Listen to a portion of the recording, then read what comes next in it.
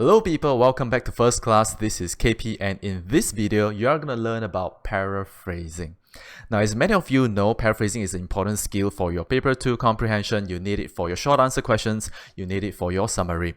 Now, a lot of people ask me, is there any way I can improve on my paraphrasing? Are there techniques to it? The answer is yes. There are certain techniques that you can learn to improve on your paraphrasing skills. Now, the most common technique that we know for paraphrasing is very simple, is synonyms, right? As long as you know a synonym for a particular word, you can always substitute that and done. However, there are many instances in which synonyms don't work well, and I'm going to show you some of these instances later on, but let's jump right into the video. Now, there are three key paraphrasing techniques that I'm going to share with you today: antonyms, parts of speech, and paraphrasing the idea of a particular sentence. Now, let's start with antonym. Now, what is antonym? Antonym means the opposite, the word with the opposite meaning.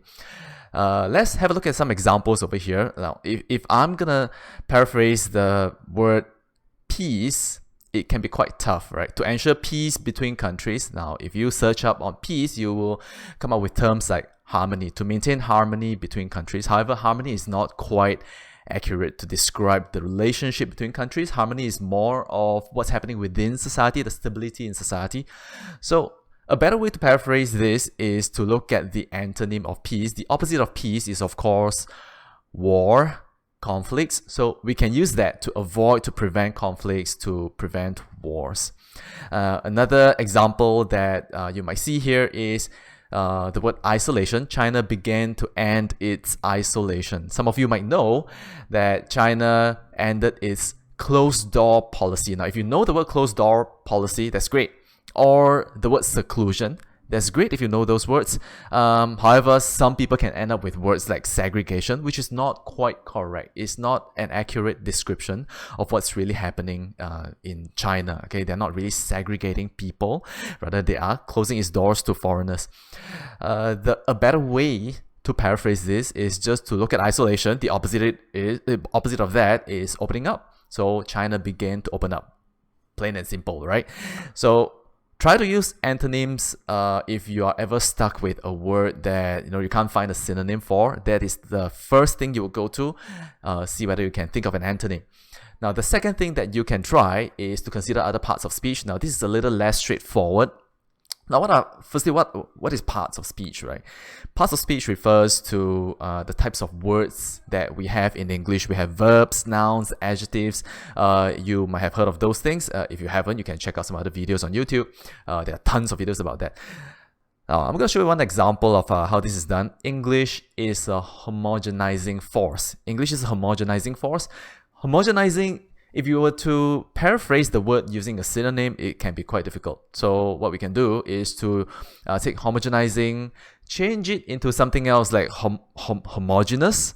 Homogeneous kind of means same, uniform, and from there, we can think of words like sameness, creates sameness. Now, of course, based on the technique that we learned earlier using antonym, we can do the same thing. The opposite of homogeneous is diverse, right? So we can say English threatens diversity. Now, see, it is less straightforward to use parts of speech, but if you can master this technique, is a lot easier for you moving forward. And look at the next example over here. Happiness makes people more productive. Happiness makes people more productive.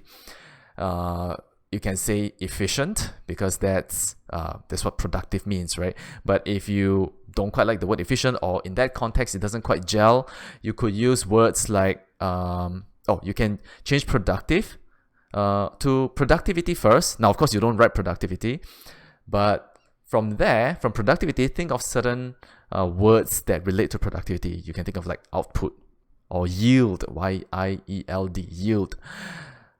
In this case, I find the word output most suitable. So we can say happiness boosts output. Easy. And the next one, integration. Sometimes you can look at nouns like this and ask yourself, does the noun come from another word like a verb or an adjective? In this case, integration actually comes from the word integrate. So from integrate, you might think of some other words. It's easier for you to come up with synonyms when you're looking at a simpler form of the word. Okay, typically it's not a noun.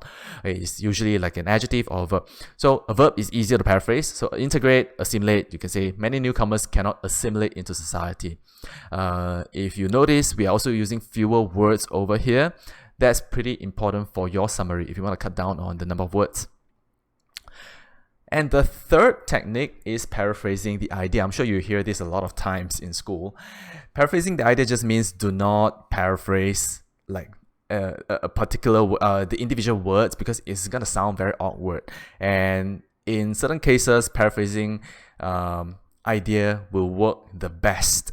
Now I'll give you some good examples and some poor examples.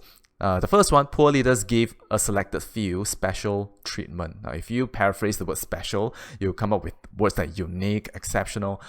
Treatment is reception. It's kind of weird to say poor leaders give people exceptional reception. That's not a very standard expression, right? What we can do instead is to think, okay, if I'm receiving special treatment, what is happening? Oh, maybe I am, maybe the leaders are practicing favoritism. So paraphrasing idea works like that. You know, you have to, it's not straightforward. And then some other examples, police sometimes apprehend people who are innocent. We could paraphrase word for word and say police arrest people who are blameless. Blameless, innocent, fine. But it is better to say police may arrest people wrongfully. Fewer words and it is more accurate. And the last example right here, to improve air quality. This is very weird if you try to say to enhance air standard, air grade, because that's the synonym for quality. So when synonyms fail, we have to look at like, okay, so what is air quality? Air quality refers to things related to like air pollution. So you just say to reduce air pollution. Right, so those are the 3 tips for paraphrasing. I hope you've learned something new today, and try to practice this as much as possible. This is just some examples for you. It is useless if you don't practice them in school or during your exams. So I hope you like this video. If you learned something, please follow us, subscribe, and remember to smash the like button. We'll see you next time.